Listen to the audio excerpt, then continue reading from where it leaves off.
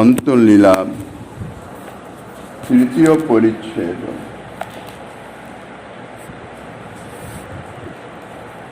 তিন দিন বঞ্চিলা আমা করি আশ্বাসন, রাত্রি দিনে নহে তোমার নাম সমাপন। কলিযুগ পাবন অবতার পরম করুণাময় শ্রী গৌরাঙ্গ সুন্দরের পরম অন্তরঙ্গ প্রিয় পার্ষদ বর্জ পূজ্যপাদ শ্রীকৃষ্ণদাস কবিরাজ গোস্বামী মহাশয় তাহার শ্রী শ্রী চৈতন্য চরিতামৃত নামক শ্রী গ্রন্থের অন্তর্লীলার তৃতীয় পরিচ্ছেদে হরিদাস ঠাকুরের চরিত্র বর্ণন প্রসঙ্গে এক অলৌকিক লীলার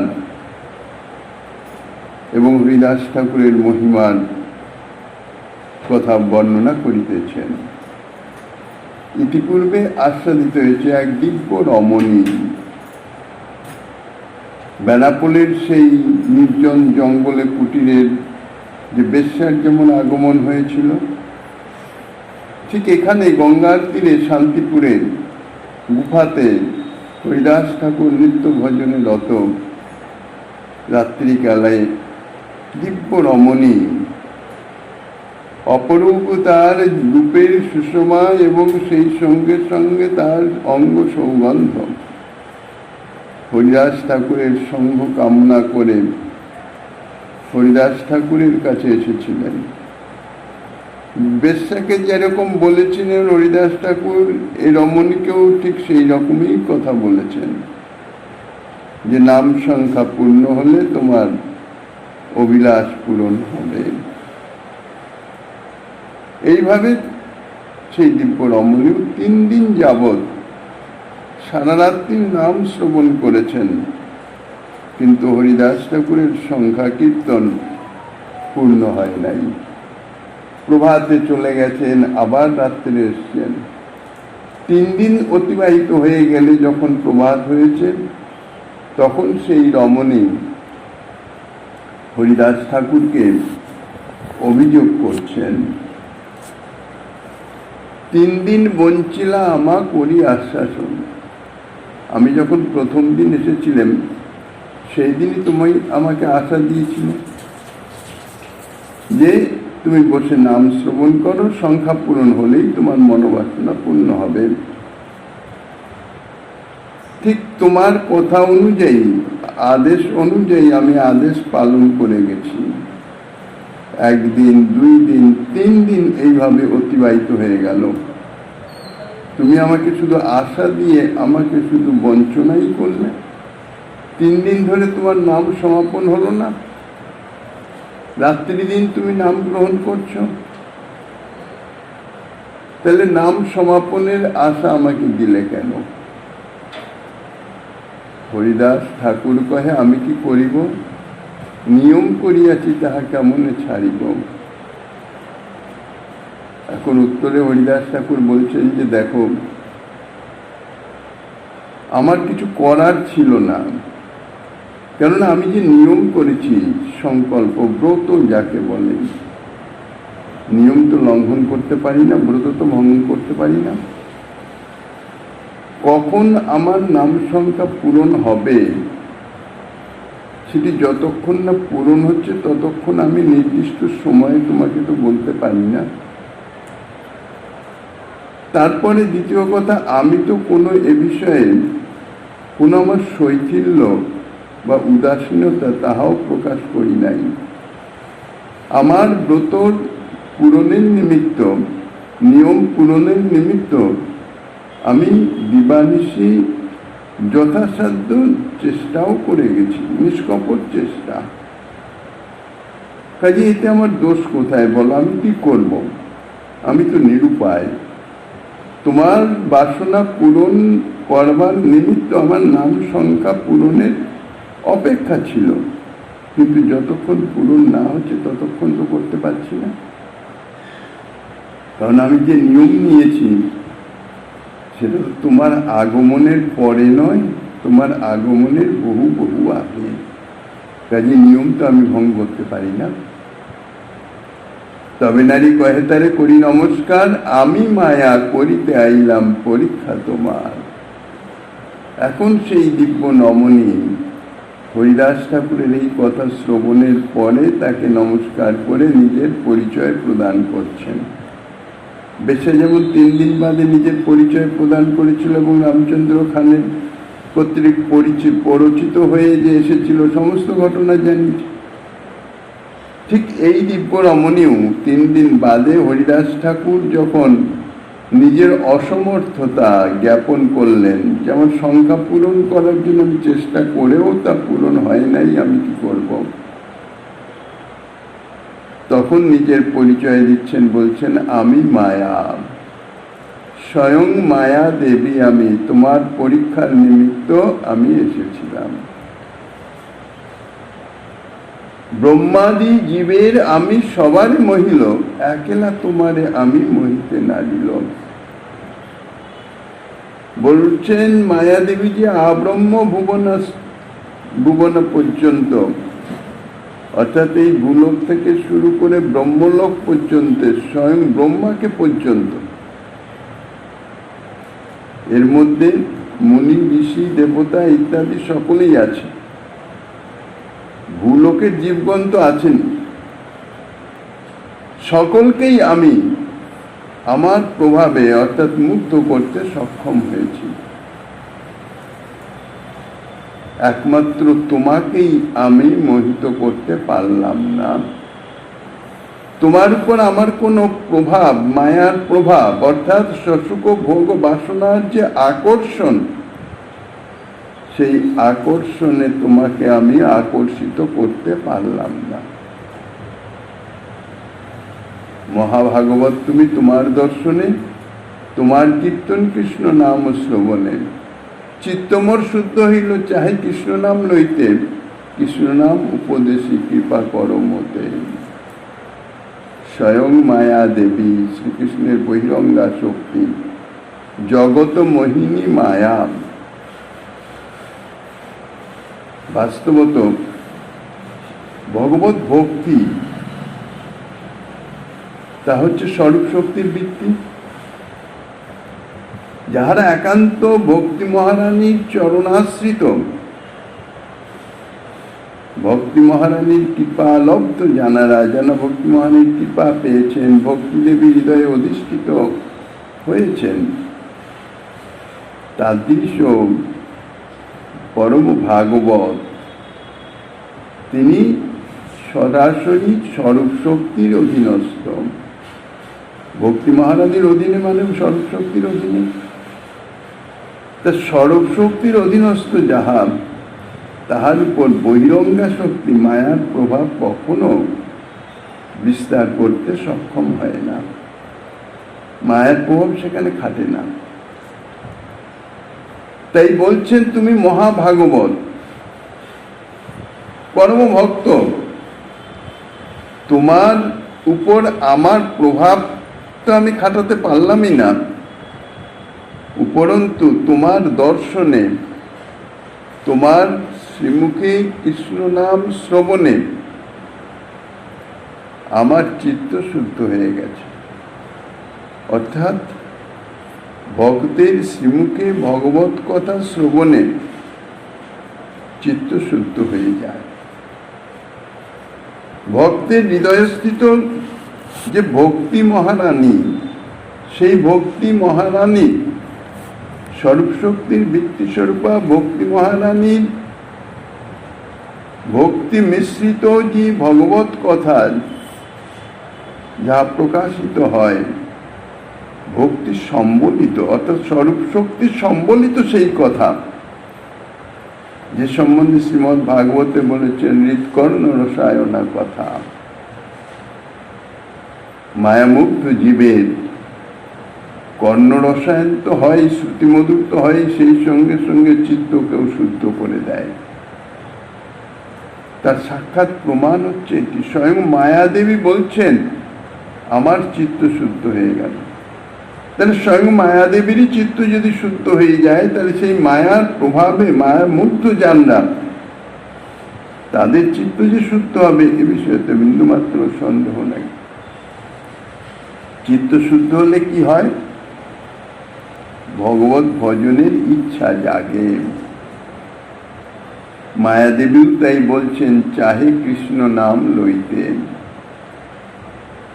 তোমার মুখে কৃষ্ণ নাম শ্রবণ করে আমার চিত্ত শুদ্ধ হয়ে গেছে। আমার চিত্ত, আমার মন বুদ্ধি চিত্ত এখন কৃষ্ণ নাম গ্রহণ করতে ইচ্ছুক হয়েছে, লালসা পরায়ণ হয়েছে। কাজেই তুমি কৃপা করে আমাকে কৃষ্ণ নাম উপদেশ করো। চৈতন্য অবতারে বহে প্রেমামৃত বন্যা, সব জীব প্রেমে ভাসে পৃথিবী হইল ধন্যা।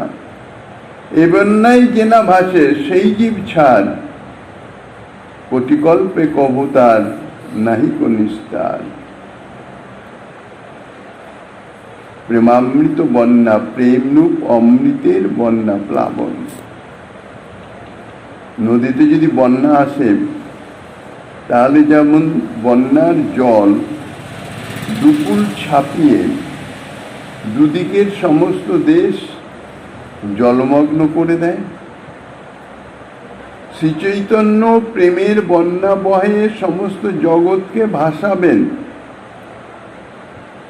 মায়া ভগবানের দাসী বলে শ্রীমন মহাপ্রভুর ভাবী অবতারের কথা তিনি অনুভব করেছেন। মায়াদেবী যে এই কথা বলছেন, চৈতন্য অবতারে বহে প্রেমামৃত বন্যা, অর্থাৎ এটা ভবিষ্যতের কথা। কেন? তখন মহাপ্রভুর আবির্ভাব হয় নাই। মায়াদেবী বর্তমান শব্দে বলছেন বহে প্রেমামৃত বন্যা। বাস্তব কথা হচ্ছে যে অবতীর্ণ হওয়ার পরে যে প্রেমামৃত বন্যা হবে,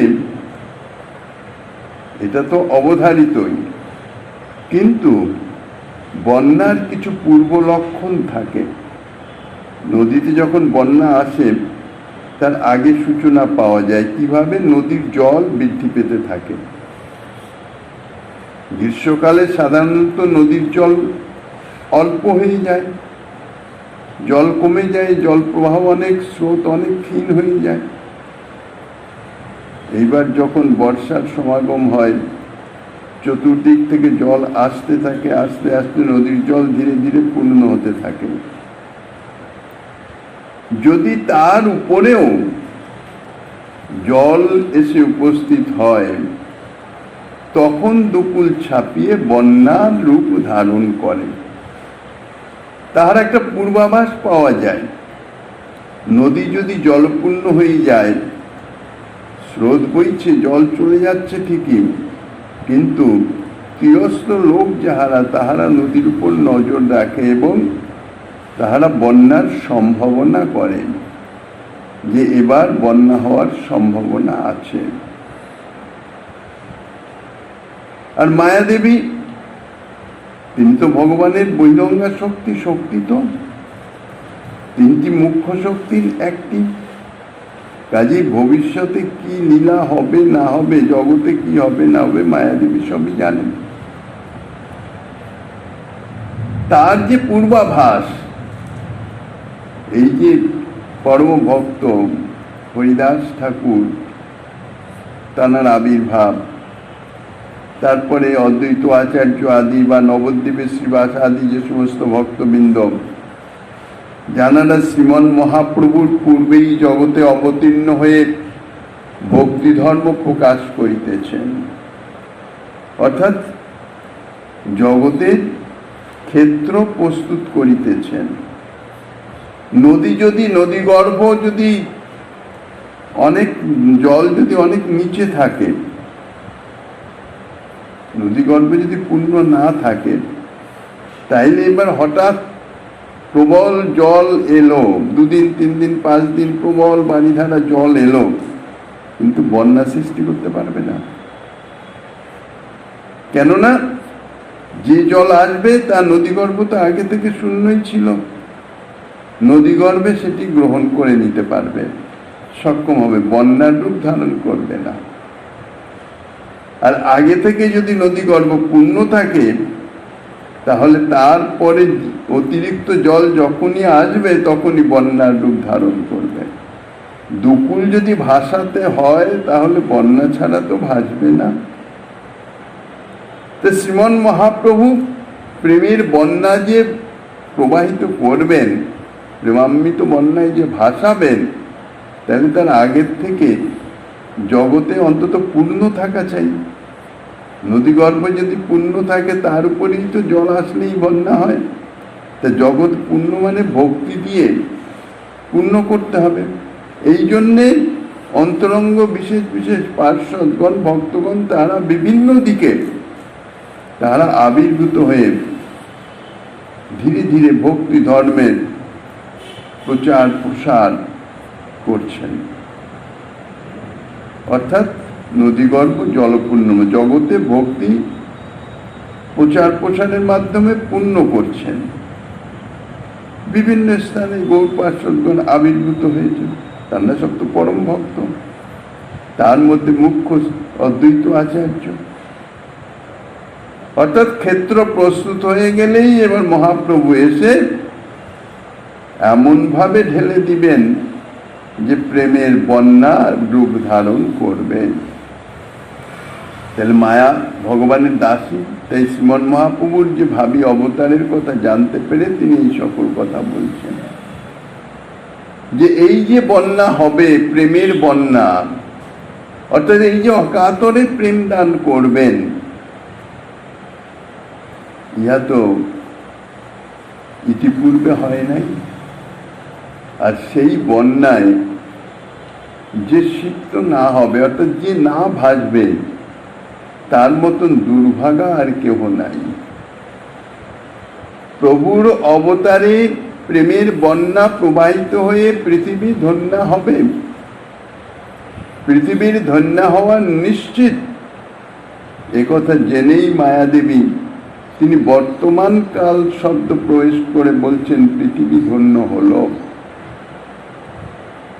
সেই বন্যায় যে না ভাসে সেই কি সার।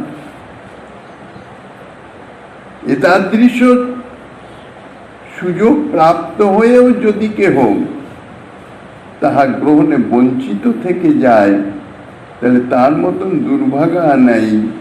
কিরকম কোটিকল্পে কভু তার নাহি কো নিস্তার। কোটিকল্পেও তার উদ্ধার সম্ভব হবে না। কাজেই তোমার কাছে আমি কৃষ্ণ নাম উপদেশ প্রার্থনা করিতেছি, তুমি আমায় কৃষ্ণ নাম উপদেশ করো।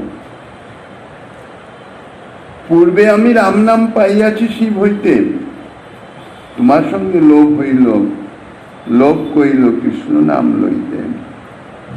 বলছেন পূর্বে আমি একবার রাম নাম প্রাপ্ত হয়েছি, ভগবত নাম প্রাপ্ত হয়েছি আমি। দেবাদিদেব মহাদেব যিনি নিরন্তর রাম নাম গ্রহণ করেন, রাম নামে মগ্ন থাকেন, তানার কাছ থেকে আমি রাম নাম প্রাপ্ত হয়েছি। কিন্তু ভগবত নাম আমি প্রাপ্ত হয়েছি, কিন্তু তা সত্ত্বেও তোমার কাছে আমি কৃষ্ণ নাম প্রার্থনা করিতেছি। কৃষ্ণ নাম গ্রহণের জন্যে আমার যে অন্তরে লালসা জেগেছে, তার কারণ হচ্ছে এই রাম নাম পেয়েছি আমি, রাম নামের মহিমাও আমি জানি। রাম নাম জীবকে সংসার থেকে উদ্ধার করে মুক্তি প্রদান করেন। আর এখন তোমার মুখে কৃষ্ণ নাম শ্রবণ করে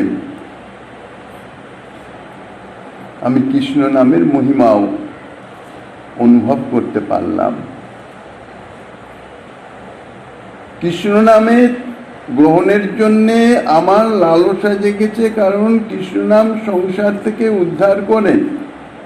শুধুমাত্র উদ্ধার করে তাহা নয়, কৃষ্ণ প্রেম প্রদান করেন। এই যে প্রেম প্রদান করেন, প্রেম প্রদান করেন, প্রেম প্রাপ্ত না হলে তো কৃষ্ণ সেবা লাভ হবে না। যথার্থ কৃষ্ণ সেবা প্রাপ্তি মানে তার আগে প্রেম প্রাপ্তি। প্রেম ছাড়া শ্রীকৃষ্ণ সেবা অঙ্গীকার করেন না। তার সেবাটি সেবা হবে না, শুধুমাত্র কর্ম হয়ে যাবে। তো এই জন্যে কৃষ্ণনাম সংসার থেকে উদ্ধার করে কৃষ্ণ প্রেম এবং কৃষ্ণ সেবার যে অসমর্থ আনন্দ তাহা প্রদান করেন। মুক্তি হেতুক তারক হয় রাম নাম, কৃষ্ণ নাম পারক হয়ে করে প্রেম দান। মুক্তি যার হেতু, মুক্তিদায়ক যাহা, তাহা মুক্তি হেতুক। মুক্তিদায়ক অর্থাৎ মুক্তি প্রদান করেন, তারক অর্থাৎ ত্রাণকর্তা। রাম নাম তারক অর্থাৎ ত্রাণকর্তা, ত্রাণ মানে উদ্ধার, সংসার থেকে উদ্ধার করতে সমর্থ রাম নাম। রাম নামের সংসার থেকে অর্থাৎ সংসার বন্ধন থেকে, সসুখ ভোগ বাসনার বন্ধন থেকে, সংসার বন্ধন মুক্ত হয়ে সে মুক্তি লাভ করতে পারে, মুক্তি পাওয়া যায়। মুক্তি অর্থাৎ তার গতি হচ্ছে পরম উমাধিপতি নারায়ণ পর্যন্ত।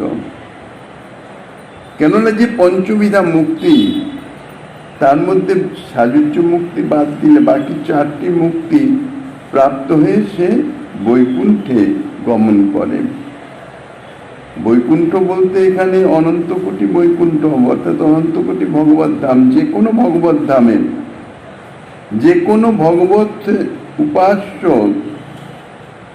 যদি উপাসনা করেন তাহলে মুক্তি প্রাপ্ত হয়ে সেই ধামে সেই উপাস্য তত্ত্বের সেবা প্রাপ্ত হন, কিন্তু সেই সেবা যথার্থ সেবা নয়, অর্থাৎ প্রেম সেবা নয়। সে সেবা ঐশ্বর্য মিশ্রিত বলে তাহা নিঃসংকোচ হয় না। সারূপ্য, সামীপ্য, শাস্তি, সালোক্য এই চারি প্রকার মুক্তি প্রাপ্ত হন। প্রাপ্ত হয়ে পার্শ্বদত্ত হয়ে অভীষ্টের সেবা প্রাপ্ত হন, কিন্তু সেই সেবা ঐশ্বর্য মিশ্রিত বলেন নিঃসংকোচ নয়। এই জন্যে প্রেমের প্রয়োজন। কৃষ্ণনাম সংসার থেকে উদ্ধার করে, মুক্তি প্রদান করে, কিন্তু মুক্তি প্রদান করেই ক্ষান্ত হয় না। অর্থাৎ কৃষ্ণনাম গ্রহণের মুক্তি প্রাপ্তি তা নয়, প্রেম প্রদান করে থাকেন। অর্থাৎ নিঃসংকোচ সেবা, মাধুর্যপূর্ণ সেবা সে প্রাপ্ত হয়। শ্রীপাদ সনাতন গোস্বামী সংকলিত শ্রী মধুরা মাহাত্ম্যম নামক গ্রন্থে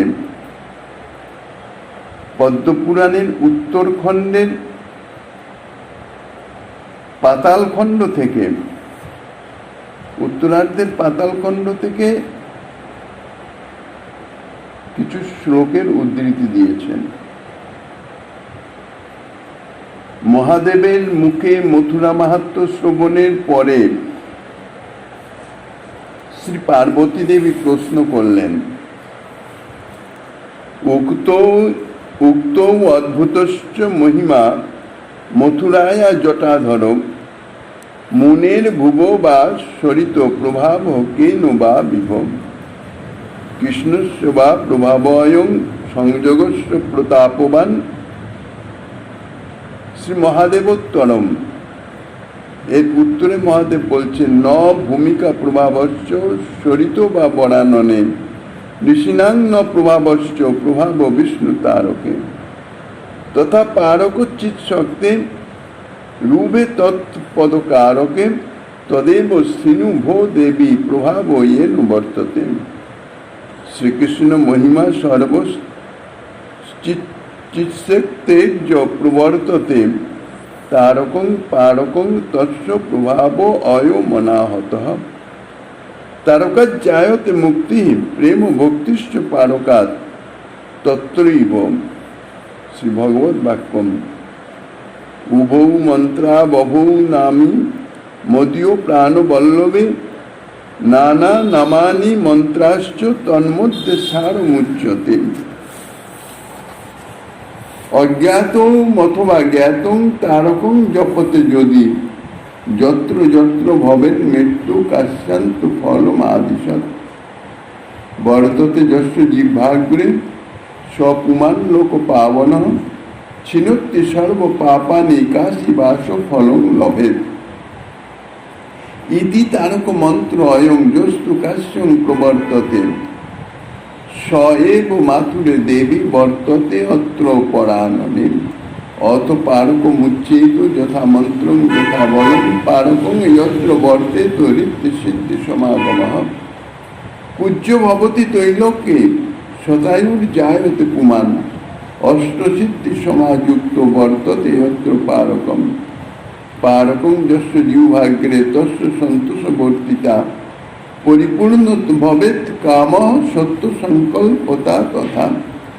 দ্বিবিধা প্রেম ভক্তি স্তুশ্রুতা দৃष्ट्वा তথৈব চ অখণ্ড পরমানন্দস্তদ্গত জ্ঞেয় লক্ষণঃ।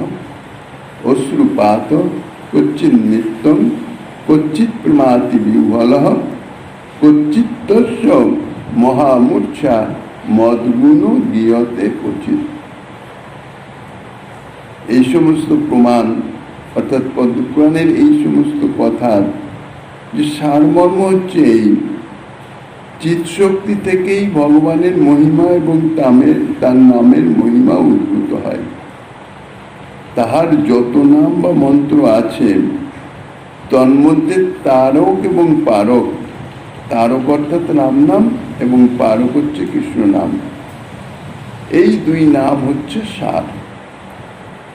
তারক রাম নাম জপের ফলে মুক্তি লাভ হয়, কাশীবাস হয়, আর পারক কৃষ্ণ নাম জপের ফলে প্রেম ভক্তি লাভ হয়।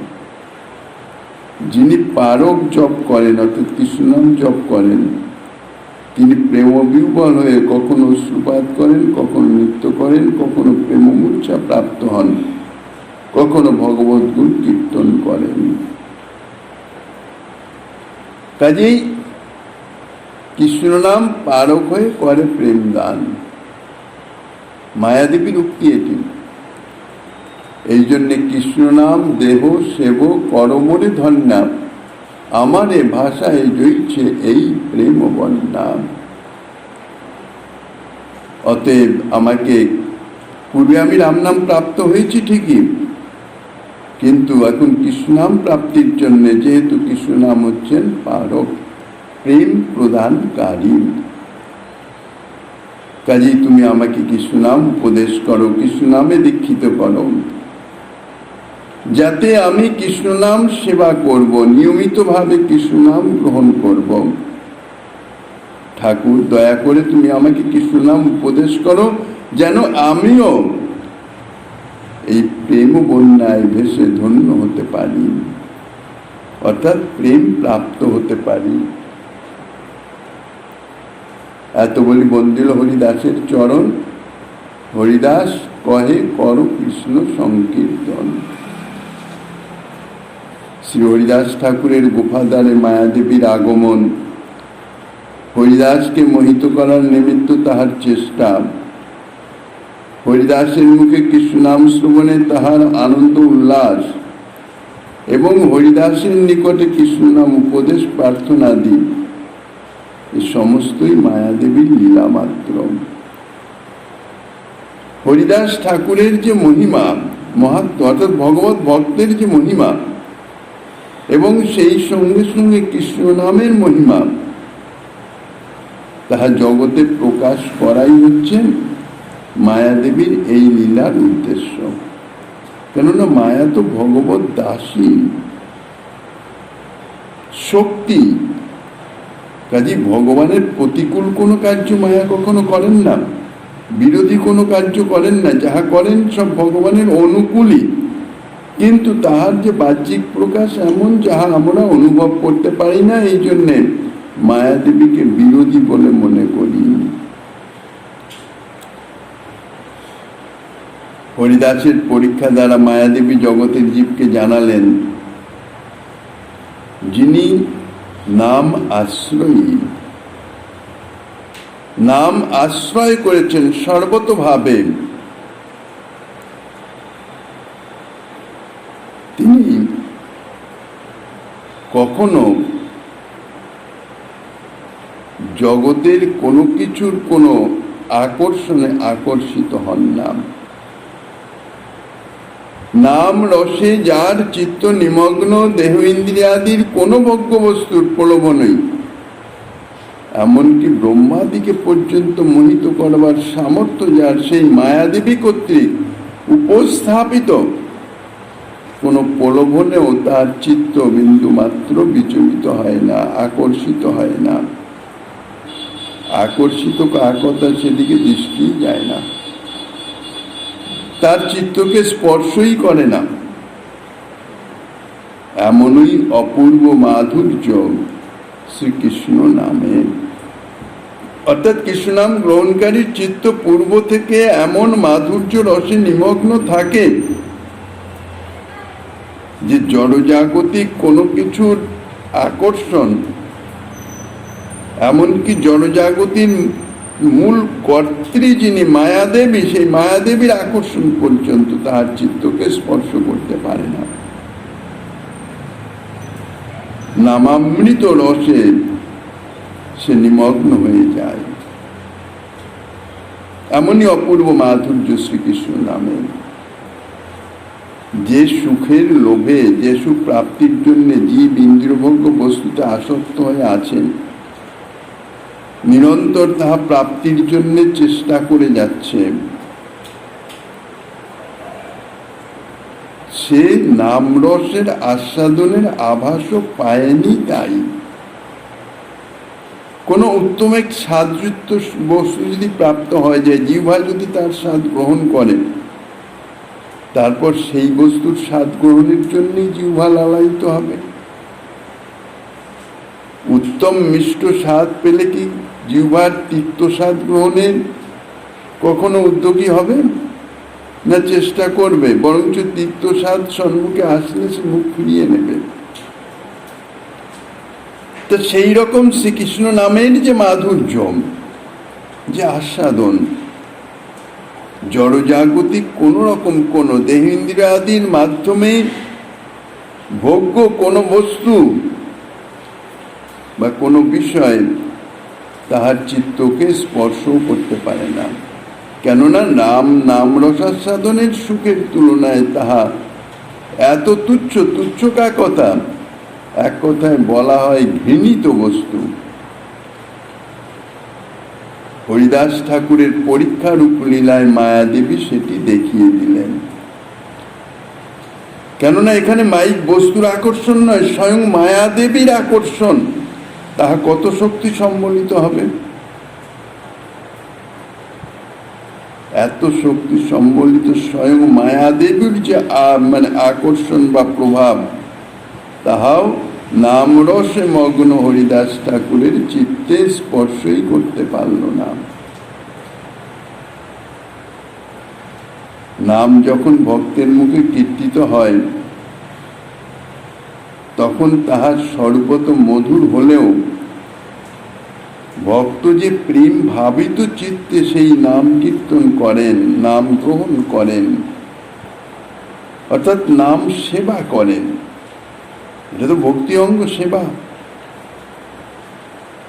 প্রেম ভাবিত চিত্তের দ্বারা যে প্রেম সেবা, নাম গ্রহণ রূপ যে প্রেম সেবা ভক্ত করেন, তখন ভক্তের চিত্তের সেই যে প্রেম সেবা ভাব, সেই প্রেমরস নিষিক্ত হয়ে নামের সঙ্গে মাখামাখি হয়ে এক অপূর্ব মাধুর্য মণ্ডিত হয়ে সেই নাম প্রকাশিত হয়। হরিদাসের মুখে নাম শ্রবণজনিত যে স্বীয় আনন্দোল্লাস দ্বারা মায়াদেবী পর্যন্ত আনন্দে উল্লসিত হয়ে গেছেন, প্রকাশ করছেন, মায়াদেবী সেটাই দেখালেন।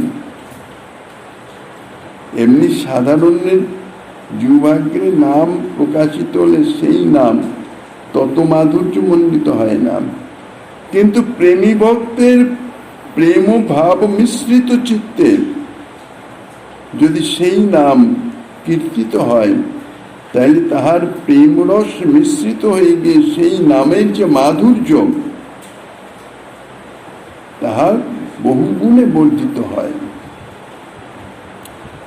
নাম রসাবিষ্ট ভক্তের উপদিষ্ট নামের যে এক অদ্ভুত শক্তি আছে, হরিদাস ঠাকুরের নিকটে নাম উপদেশ প্রার্থনা করে মায়াদেবী জগতের জীবকে তাহা শিক্ষা দিলেন, জানালেন, ঘোষণা করলেন যে এতাদৃশ নামাশ্রয়ী প্রেমী ভক্তের নিকটে নাম উপদেশ গ্রহণ করতে হয়, তাহলেই যথার্থ নামরস আস্বাদন পাওয়া যাবে। মায়া ভগবত শক্তি, মায়াদেবী সেই শক্তিরই মূর্ত রূপ। তিনিও শ্রীকৃষ্ণের প্রেমভক্তি করে থাকেন, কেননা শ্রী ভগবত শক্তি তারও উদ্দেশ্য ভগবত সেবা, অর্থাৎ শ্রীকৃষ্ণের সেবা।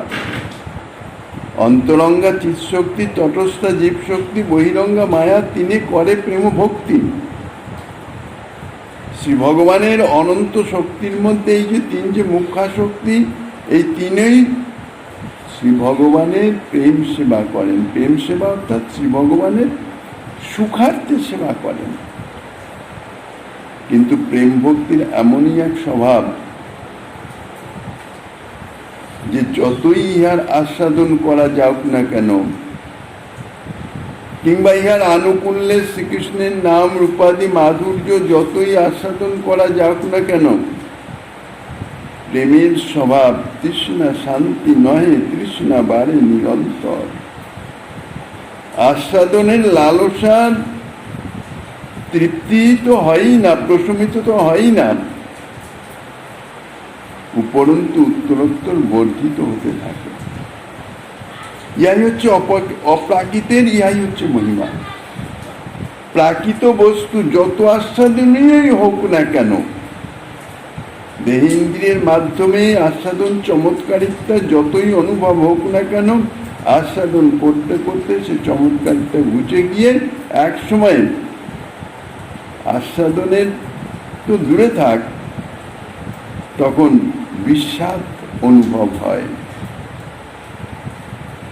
আস্বাদনের লালসা তৃপ্ত হয়ে গিয়ে শেষে ধীরে ধীরে বিস্বাদে পরিণত হয়।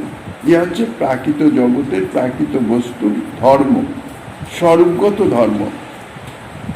আর অপ্রাকৃতের স্বরূপগত ধর্ম হচ্ছে ঠিক এর বিপরীত।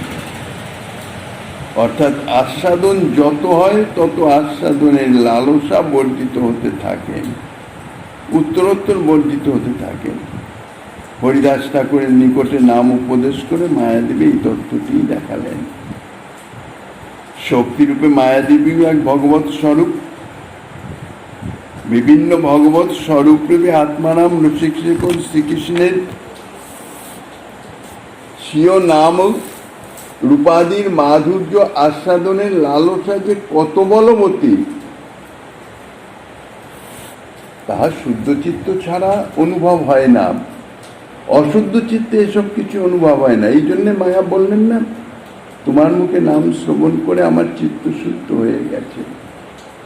সেই চিত্তে কৃষ্ণ নাম গ্রহণের জন্য লালসা জাগরিত হয়েছে। সেই লালসা যে কত বলবতী, তাহা স্বয়ং মায়াদেবী তিনি হরিদাস ঠাকুরের নিকট কৃষ্ণ নাম উপদেশ প্রার্থনা করিতেছেন। সেই সঙ্গে সঙ্গে রাম নাম অপেক্ষা কৃষ্ণ নামের যে মহিমা এবং যে বৈশিষ্ট্য, সে কথাও প্রসঙ্গক্রমে মায়াদেবী প্রকাশ করে বলেছেন। ভক্তের মুখে ভগবান নাম রূপ গুণ লীলাদি শ্রবণের লোভ, ইহা ভক্তের কথা স্বয়ং ভগবানও সম্বরণ করতে পারেন না। তার কারণ হচ্ছে ভক্তের হৃদয়ের যে প্রেম রস নিষিক্ত সেই কথা তাহার মুখে কীর্তিত হয়। শুধু ভগবত কথা তার যা মাধুর্য, তার যা আস্বাদন, তাহা যদি ভগবত প্রেমীর প্রেমরস মিশ্রিত অর্থাৎ পরিভাবিত হয়, মাখানো হয়, তাহলে তাহার আস্বাদন আরো অনেক গুণ বেড়ে যায়। এই জন্য ভক্তের মুখে ভগবত কথা শ্রবণের লালসা স্বয়ং ভগবানও সম্বরণ করতে পারেন না। রায় রামানন্দ প্রসঙ্গে তাই মহাপ্রভু দেখালেন, রায় রামানন্দের মুখে মহাপ্রভু নিজে শ্রবণ করলেন। শুধু তাই নয়, যখন প্রদ্যুম্ন মিশ্র কৃষ্ণ কথা শ্রবণের জন্য মহাপ্রভুর নিকটে প্রার্থনা জানালেন, মহাপ্রভু তাকে পাঠিয়ে দিলেন রায় রামানন্দের কাছে। অর্থাৎ স্বয়ং ভগবান নিজে, শ্রীমন মহাপ্রভু ভক্তভাবে অবতীর্ণ, তিনি নিজে কৃষ্ণ কথা প্রদ্যুম্ন মিশ্রকে শোনালেন না। যদি শুনতে হয় কৃষ্ণ কথা, তাহলে তাদৃশ প্রেমী ভক্তের মুখে শোনো। কেননা প্রেমী ভক্তের মুখে যে কৃষ্ণ কথা কীর্তন হবে, তাহা তাহার প্রেম ভাবিত হয়ে এমন আস্বাদনই হবে যে স্বয়ং ভগবানও তাহা প্রকাশ করতে পারবেন না। এবং পরিণামে হলো তাই। প্রদ্যুম্ন মিশ্র কৃষ্ণ কথা শ্রবণ করে এসে শতমুখে প্রশংসা করতে লাগলেন। ভগবানের শক্তি মায়াদেবী, তিনিও সেটাই জগতের জীবকে দেখালেন যে হরিদাস ঠাকুরের মুখে কৃষ্ণ নাম কীর্তন শ্রবণ করতে তিনি এসেছেন এবং তার যে মহিমা তাহা তিনি প্রকাশ করলেন। জীব শিক্ষার উদ্দেশ্যে প্রকট লীলা স্বয়ং ভগবান শ্রীকৃষ্ণ শান্তিপুনি মুনির এবং শ্রীমন মহাপ্রভু শ্রীপাদ ঈশ্বরপুরীর এবং শ্রীপাদ কেশব ভারতীর শিষ্যত্ব গ্রহণ করেছেন, অর্থাৎ শিষ্যত্বের অভিনয় করেছেন। এরা ত্রিকালদর্শী মুনি, এরা জানেন শ্রীমন মহাপ্রভু স্বয়ং জগৎ গুরু। তা সত্ত্বেও প্রভুর ইচ্ছা অনুযায়ী শিষ্যত্বে বরণ করেছেন, অর্থাৎ প্রভুর শিষ্যত্বের অভিনয় করেছেন। যেমন জন্মলীলা অভিনয় করেন, ঠিক তাদৃশ ভগবত শক্তি মায়াদেবীও হরিদাস ঠাকুরের নিকটে নাম উপদেশ গ্রহণ করে এবং গুরুরূপে হরিদাস ঠাকুরকে প্রণামাদি করে তদনুরূপ লীলারই অভিনয় করে জগতের জীবকে শিক্ষা দিয়ে গেলেন যে মহাভাগবত ব্যক্তি তিনি সকলেরই গুরু স্থানীয়, শুধু সাধারণ জীবের নয়, তিনি সকলেরই গুরু। হরিদাস ঠাকুরের এই গৌরলীলার পার্শ্বদগণ এক এক স্বরূপের মধ্যে কৃষ্ণলীলার অনেক স্বরূপ এবং ছাড়া আরো অনেক দেবদেবী, তারাও এই গৌরলীলায় প্রেমরস আস্বাদনের নিমিত্ত বিভিন্ন পার্শ্বদের মধ্যে প্রবিষ্ট হয়ে সেই রস আস্বাদন করেছেন। তা হরিদাস ঠাকুরে ব্রহ্মাও আবিষ্ট আছেন, নতুন ব্রহ্মাও প্রবিষ্ট আছেন। তাই যদি হয় তাহলে মায়াদেবীর এই লীলার আরো একটি গুরু উদ্দেশ্য আছে। কারণ মায়াদেবী পূর্বে ব্রহ্মাকে পর্যন্ত লুব্ধ করে স্বীয় কন্যার প্রতি ধাবিত করিয়েছিলেন। প্রেম ভক্তির অধিকারী গোকুলবাসীদিগের চরণলেনু লাভের আকাঙ্ক্ষায় তিনি গোকুলে যে কোনো রূপে জন্ম লাভের প্রার্থনা জ্ঞাপন করেছিলেন। এই ব্রহ্মা, স্বয়ং ব্রহ্মা, যদ্ভুরি ভাগ্য মিহ জন্ম কিমপ পটব্যাম ইত্যাদি এই শ্লোকে সুখদেব গোস্বামী তাহা বর্ণনা করেছেন। এক্ষণে তিনিই হরিদাস রূপে প্রেম ভক্তির অধিকারী হয়েছেন। তাই এই প্রেম ভক্তির প্রভাবে এবার তিনি মায়ার মোহিনী শক্তিকেও পরাভূত করেছেন। ব্রহ্মা স্বরূপে কিন্তু মায়া তাকে প্রভাবিত করে দিয়েছিল, আর এই হরিদাস ঠাকুর রূপে মায়াকে তিনি পরাভূত করে দিলেন। তফাৎ কোথায়? হরিদাস ঠাকুর প্রেম ভক্তির অধিকারী, তিনি এখন প্রেম ভক্তির অধিকারী হয়েছেন হরিদাস রূপে, গৌর পার্ষদ রূপে। ভক্তি সাধনার মাধ্যমে জীব যেমন ধীরে ধীরে ধীরে ধীরে প্রেম ভক্তির অধিকারী হয়, তো সেই রকম প্রেম ভক্তির অধিকারী হয়েছেন বলেই তিনি মায়াকে পরাভূত করবার সামর্থ্য প্রাপ্ত হয়েছেন এই প্রেম ভক্তির প্রভাবে। মায়ার মোহিনী শক্তিকেও তিনি পরাভূত করতে করেছেন। প্রেম ভক্তির এতাদৃশ অসাধারণ প্রভাব। এদিকে পূর্বলীলার কথা স্মরণ করে মায়াও বোধহয় একটু অনুতপ্ত হয়েছিলেন। পূর্বলীলায় ব্রহ্মাকে গঠিত কার্যে প্রলুব্ধ করার চেষ্টাতে তার অপরাধ হয়েছে বলে তিনি, অর্থাৎ মায়াদেবী যেন মনে করলেন পূর্বলীলায় এই ব্রহ্মাকে মোহিত করে কন্যার প্রতি আকর্ষিত করা এটা তার উচিত হয় নাই, কারণ সৃষ্টিকর্তা ব্রহ্মা, তাতে আমার অপরাধ হয়েছে। মায়াদেবী এটা মনে করলেন, মনে করে এখন অপরাধ খালন করবেন কি করে? এই জন্যে হরিদাসের শিষ্য, হরিদাস রূপ ব্রহ্মার শিষ্যত্ব অঙ্গীকার করে জগতের জীবকে শিক্ষা দিচ্ছেন যে যদি কারো চরণে অপরাধ হয়ে যায় তাহলে তাহার চরণে নিজেকে সমর্পণ করা, অর্থাৎ নতি প্রণতি ইত্যাদির মাধ্যমে সেই অপরাধ খণ্ডন করা যায়, সেই অপরাধ খণ্ডন হয়ে যায়। তাহার চরণে প্রণত হলে, প্রণত মানে বাহ্যিক নয়, আন্তরিক। প্রকাশানন্দ সরস্বতীও তাই দেখিয়েছেন, শ্রীমন মহাপ্রভুর চরণে স্পর্শ করে প্রণাম করেছেন।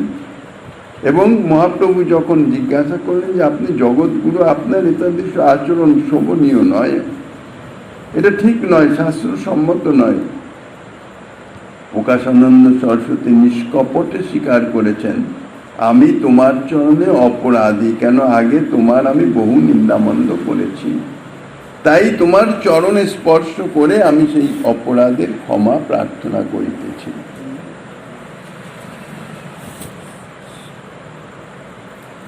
উপদেশ পাইয়া মায়া চলিলা হইয়া প্রীত, এসব কথাতে কারো না জন্মে প্রতীত করিতে কহি কারণ ইহার, যাহার শ্রবণে হয় বিশ্বাস সভার। চৈতন্য অবতারে কৃষ্ণ প্রেম লুব্ধ হইয়া ব্রহ্মা শিব সনকাদি পৃথিবীতে জন্মিয়া কৃষ্ণ নাম লয়ে নাচে প্রেম বন্যায় ভাসে, নারদ প্রহ্লাদ আসি মনুষ্যের প্রকাশে। লক্ষ্মী আদি সবে কৃষ্ণ প্রেমে লুব্ধ হইয়া নাম প্রেম আস্বাদ হয়ে মনুষ্যে জন্মিয়া। অন্যের কা কথা আপনে ব্রজেন্দ্র নন্দন, অবতরী করে প্রেম রস আস্বাদন। মায়া দাসী প্রেম মাগে ইতে কি বিস্ময়, সাধু কৃপা নাম বিনে প্রেম নাহি হয়। গোস্বামীপাদ তিনি বলছেন এই যে ঘটনা বর্ণনা করলাম এতে সকলের বিশ্বাস হবে না। মায়ামুগ্ধ জীবের সাধারণত বিশ্বাস হয় না অলৌকিক ঘটনা। মায়াদেবী স্বয়ং যে শ্রীল হরিদাস ঠাকুরের নিকটে নাম মন্ত্র উপদেশ নিয়েছেন, ইহা অনেকেই বলতে গেলে অসম্ভব বলে বিশ্বাস করবে না। ইহা বিশ্বাস করার হেতু এবং যুক্তি আছে।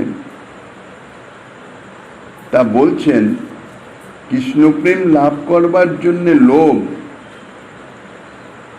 যারা একটুখানি এই কৃষ্ণ প্রেম সম্বন্ধে একটুও যারা জানতে পেরেছেন, অনুভবের কথা নয়, যারা সাধু মুখে জেনেছেন তাদের লালসা জাগরিত হবে। ইহাই হচ্ছে কৃষ্ণ প্রেমের ধর্ম। শ্রীকৃষ্ণের জগৎ আকর্ষক নিজ মাধুর্যে সর্বচিত্তাকর্ষক গুণের ইহাই হচ্ছে প্রভাব। তাই বলছেন অন্যের কথা তো দূরে থাক, স্বয়ং ব্রহ্মা শিব সনকাদি মুনিগণ তাঁরাও কৃষ্ণ প্রেমে লুব্ধ হয়ে এই চৈতন্য অবতারে, যে অবতারে অকাতরে প্রেম প্রদান করেছেন শ্রীকৃষ্ণ, এই অবতারে যদি অবতীর্ণ হওয়া যায় তাহলে প্রেম অনায়াসে প্রাপ্ত হওয়া যাবে। সেই লোভে, সেই লালসায় এই ব্রহ্মা, শিব, সনকাদি মুনিগণ পৃথিবীতে জন্মগ্রহণ করেছেন। গৌর পার্ষদ রূপে কৃষ্ণ গুণ কীর্তন করে প্রেমবন্যায় ভেসেছেন। ব্রহ্মা ছিল হরিদাস ঠাকুরের, শিব শ্রী অদ্বৈত আচার্য প্রবেশ করেছেন, সনকাদি চারিজন কাশীনাথ, লোকনাথ, শ্রীনাথ এবং রামনাথ রূপে গৌর পার্ষদ রূপে প্রকট হয়েছেন।